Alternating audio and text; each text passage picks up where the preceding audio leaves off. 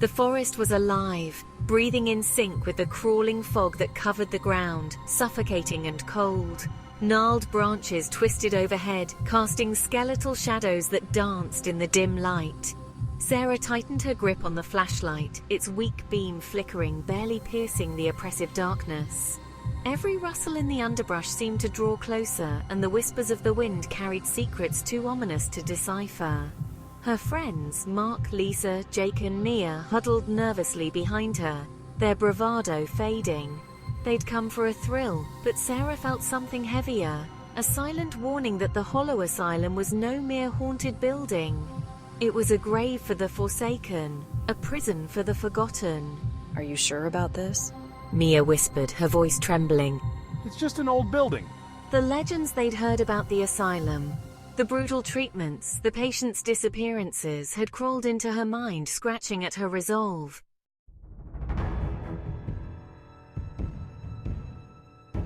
But she pressed on, stepping toward the asylum, its towering form looming like a beast awaiting its prey. Ivy clung to crumbling walls, as if nature itself sought to bury it, to cover over the horrors hidden within. The entrance yawned open, a dark maw that swallowed the group in an instant, the forest falling silent behind them. Inside, the air was thick and fetid.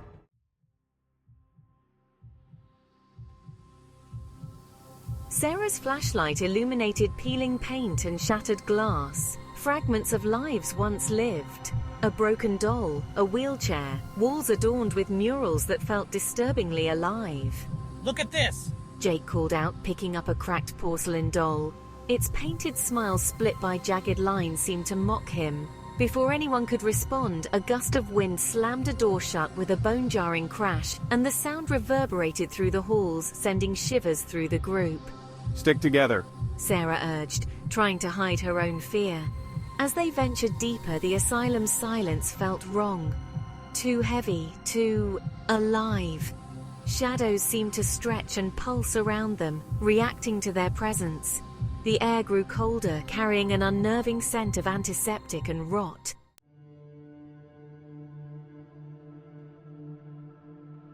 They turned a corner and Sarah froze. Hanging crookedly on the wall was an old mirror, its surface dull and marred. As she stepped closer, her heart beat faster. In the reflection, she saw not only herself, but something else. A small, hunched figure standing behind her, its face twisted into a grotesque grin. She gasped and spun around, but nothing was there. Did you see that? She whispered, her voice barely audible. See what? Mark asked, frowning. There was something behind me. Sarah stammered, struggling to put words to the terror she'd felt. Suddenly, Mia let out a soft gasp. Guys, look! She knelt beside a pile of debris, unearthing a charm bracelet. Each trinket, a tiny star, a heart, a music note, sparked a flood of nostalgia. It's mine. Lisa whispered, her voice trembling. I thought I lost this years ago. As Lisa held it, the memories surged. Sunny afternoons filled with laughter, a childhood now tainted by shadows. Mark found an old baseball glove, the worn leather warm against his fingers, bringing back memories of long-lost summer days spent on dusty fields. Jake stumbled upon a faded school photo, his younger self grinning, oblivious to the horrors lurking within these walls.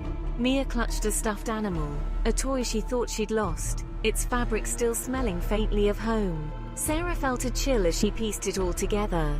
These items were not just relics of the past. They were anchors, tethering each of them to this place, hints that the asylum had always haunted their lives.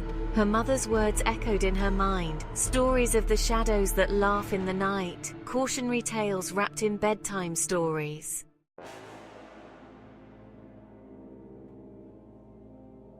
As they searched for a way out, the group stumbled upon a decrepit patient record room filled with dusty files and photographs. Faded documents detailed the asylum's twisted experiments, children subjected to sensory deprivation and cruel brainwashing. What the hell is this? Jake muttered, flipping through a file. Mark leaned closer. These kids, they were tortured here. Then they found the photographs, small, smiling faces. But as they looked closer, the smiles twisted into grotesque grins. The dwarfs were once vibrant children, transformed into monstrous versions of themselves by the asylum's darkness. They had been subjected to experiments that stripped away their humanity. Sarah's blood ran cold. This can't be happening.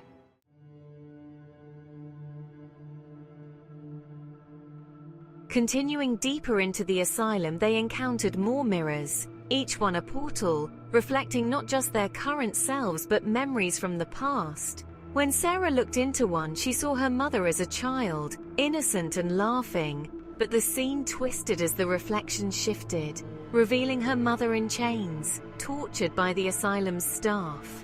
Sarah, save me. Her mother's voice echoed from behind the glass, chilling her to the bone.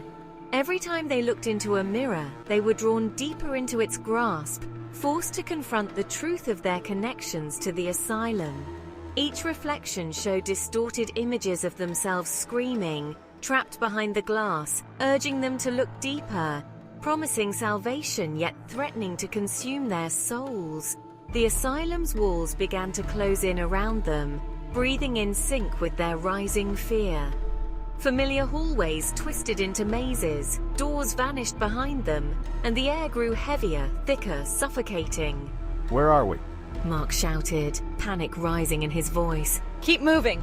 Sarah urged, but every time someone screamed or panicked, the walls pulsed as if alive, responding to their terror. The dwarves appeared in the shadows, their laughter echoing, feeding off their fear. They stumbled into a chamber covered in writhing vines, skeletal hands clutching at them, pulling them deeper into the darkness. This place, it's alive. Lisa gasped, horror etched on her face.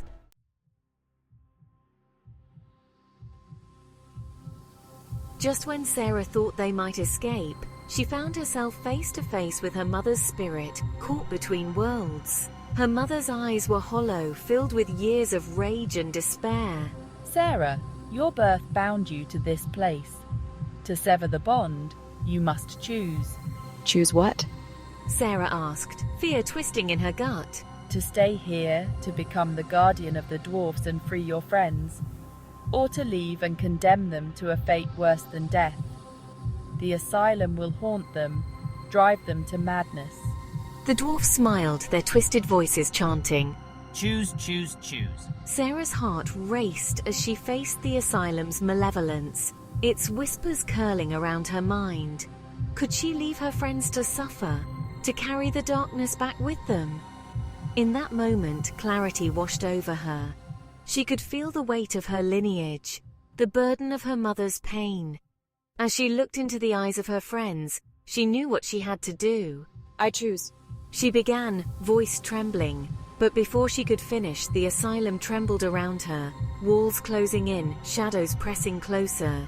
In a final agonizing moment, Sarah made her choice. She stepped forward, merging her fate with the asylum's darkness. The dwarf's laughter echoed in triumph as the walls swallowed her whole, the flickering shadows consuming her. As her friends screamed in despair, they were left to navigate the twisted corridors of the asylum, haunted by its legacy, each one marked by the darkness Sarah had chosen to embrace.